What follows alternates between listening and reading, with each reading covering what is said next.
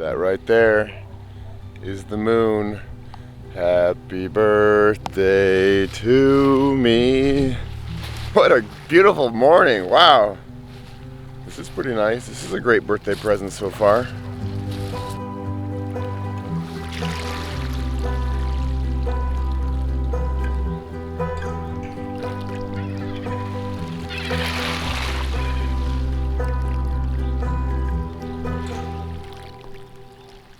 I've always really loved my birthday. I have great memories of birthday parties when I was a kid, and cake and blowing out candles and having sleepovers. Those days are gone, but I still cherish this day no matter where I am on the planet. And today I'm excited to get on my bike and ride it all day long. That's my present today. I get to ride my bike all day, which is fantastic. Which is fantastic. And I'm very grateful. Grateful for this beautiful life. Thank you, Mom and Dad, for creating me. I'm really enjoying my time here on planet Earth. It's pretty special. And since I don't have a birthday cake with me, I'm treating myself to a Snickers with peanut butter for breakfast. I've never had this for breakfast, but I'm pretty excited about it.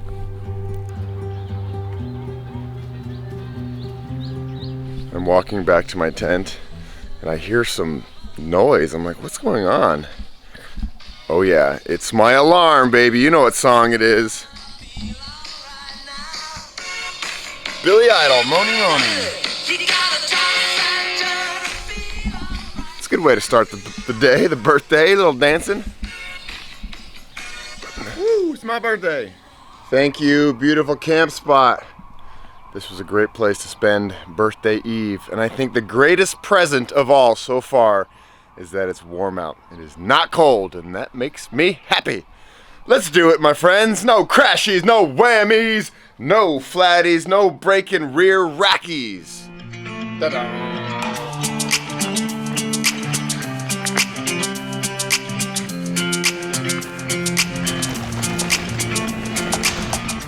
I am feeling great today.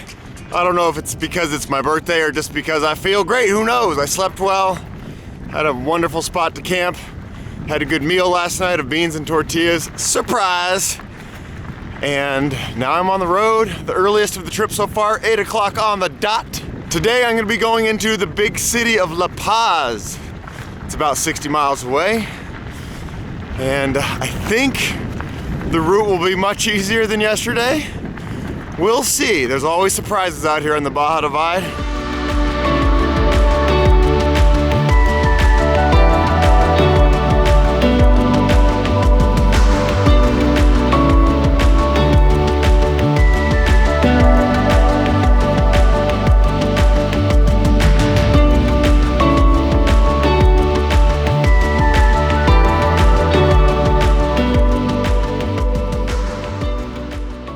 I've been smiling all morning thinking about birthdays past, and some of my very first memories of having a birthday are when my mom would rent out the McDonald's caboose.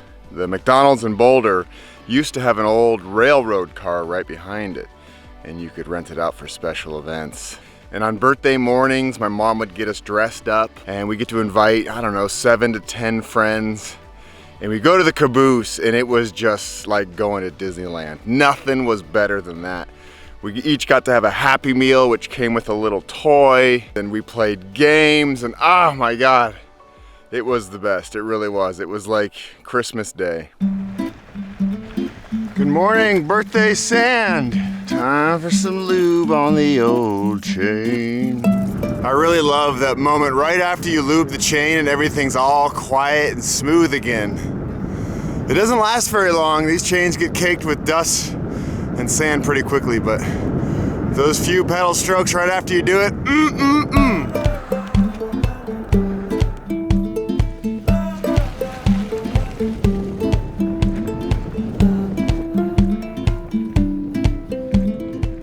Let's do another fun birthday memory. And we're gonna jump up to when I turned 18. And at 18, I was living in Sweden as an exchange student. And I lived with a wonderful host family, the Mellerups.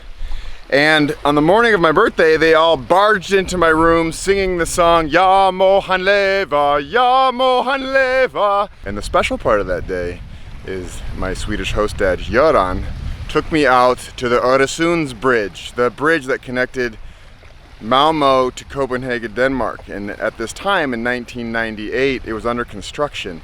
And so I got to go out there with a hard hat on, and they say that I was the first American to ever be on that bridge. For all my Swedish viewers out there, heja Sverige! So I found this little place called San Juan de la Costa. I went into the tienda looking for a treat, and look what I found. A chocolate donut for my cumpleaños. This is perfect. This is all I really wanted for my birthday, right here. And I have some new friends. Check it out. Hola. Where are you from? Anchorage. I did not expect to see other bike packers here, and here they are, sitting around. We're all having a good time. I broke my dropper post this morning. Whoa! So, How did you do that? it was just like washboarded sand. So it came out of the mountains, but the sand just did it in, I guess. So So you riding without a seat? I have the last like 20 miles. How does that feel? It's good for your core, I hear. After the mountains, it feels like I just climbed mountains on the flat. So thankfully it happened now outside of La Paz, because La Paz is half day's ride away, and I can get a new seat post. All right. It hasn't existed up until this point. You guys loving this? Oh, it's the best. Yeah, what do you think? The sun, the beach riding, it's been amazing. We'll see you down the road of life, right? See ya. Yeah. Cheers. Cheers. Boom. Bye guys, see you later.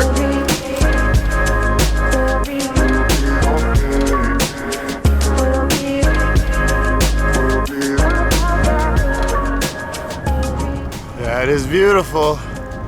It's a little tweaky looking left down a cliff, but woo! Yeah.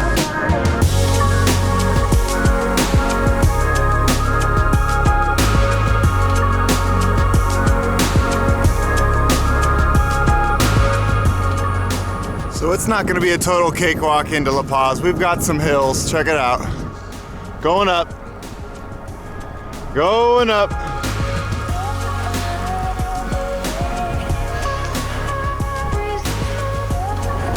Woohoo!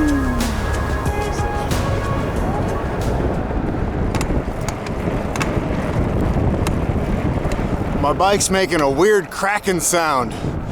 It's not the chain this time, it's more in the bottom bracket area. I have no idea what's happening. I can't diagnose it.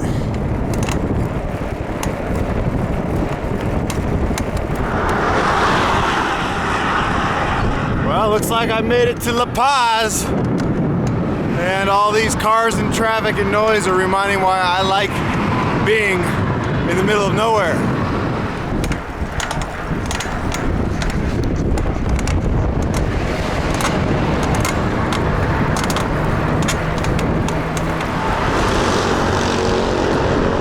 There is something seriously wrong with my bike. It is making horrible noises. ¿Qué opinas? Pues parece que truena aquí el bottom bracket. Es de carbono el cuadro. No, es de aluminio. Sí. Se mueve, ¿no? So as I was riding into town, the sound got worse and worse and worse. And then I saw this sign for a place called Desert Bikes. We rode the bike around a little bit, and it looks like there's something wrong with the rear rim, rear hub or something, so we're gonna fix it. ¿Qué te parece? El valero está dañado, mira. Sí. Sí, es este valero. The contrast of the Baja Divide is just makes me smile sometimes. Like last night, I was in the absolute middle of nowhere, and now I'm in a high-end bike shop in La Paz. Update, they don't have the correct size valero. I don't know exactly what that means, some sort of part inside of the hub. But he said there might be a shop that has the right piece, so he's gonna take it to a shop and come back. This is an amazing service, by the way. I walked in, they stopped what they were doing, and now they're attending to me. This is pretty awesome. This right here is the little piece he's trying to find. Hopefully he can. I was just like, can I ride it for the next 3 days? He's like, hell no. While I sit here waiting for my buddy to come back, hopefully with the right part, I'm gonna eat a birthday Snickers. I really hope this works out. I don't know what I'm gonna do if we don't get the part.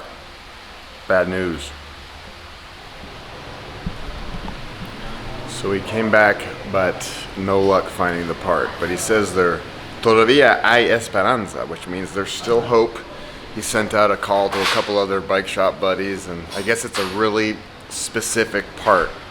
And I'm in La Paz, Mexico. You know, it's not like Boulder, Colorado, where every bike shop has every piece you could ever imagine. So and then he made a joke. He's like, if we don't get it, you're going to Cabo on an autobus. Life is funny like this. Adventures are like this. 2 hours ago, things were perfect. I was sitting eating snacks with my friends in the small town along the coast, and then everything went downhill from there. My bike blew up. And hopefully the next hour, things will get fixed. And if they don't, I'll find another way out of this situation. Like eating beans and forgetting about it and sleeping. Okay, now we're gonna walk down the street and go to another bike shop. This is how things work in Mexico. You just rely on your community to help. And then if that doesn't work, you walk down the street to the next shop. I have faith it's gonna work out. It has to work out, right?